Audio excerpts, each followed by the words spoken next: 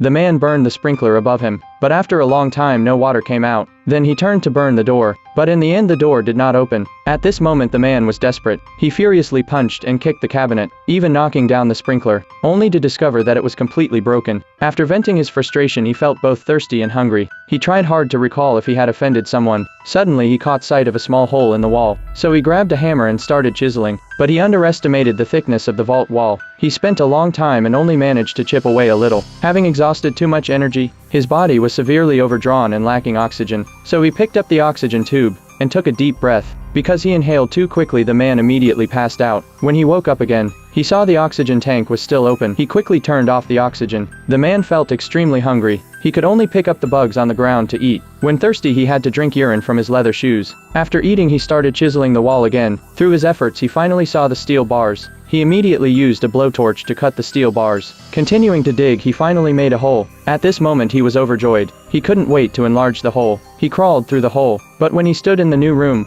he was completely devastated. This room was exactly the same as the previous one. The only difference was, there was a red coffin in the center of the room. He held a chisel and cautiously approached the coffin. When he opened it he found a woman lying inside. At that moment the woman suddenly woke up. She thought he was a bad person. Panicked, she crawled into another room. Since they spoke different languages, they couldn't communicate at all. The man simply ignored her, dragging his exhausted body. He climbed into the woman's coffin and fell asleep. After a long time, the woman noticed the tools on the ground. She gradually calmed down. On the third day, the woman took the initiative to approach the man. She urged him to continue chiseling the wall. The man said he had no more strength left, but the woman couldn't chisel it at all. Frustrated, she gave up in anger. She ran into the next room to relieve herself. The man saw this and immediately stopped her. Then he threw his shoe over to her, giving her a demonstration, meaning don't waste it. After replenishing some energy, he started chiseling the wall again. He even asked the woman to sing for him. Just as the two were working together, the iron door behind them suddenly moved.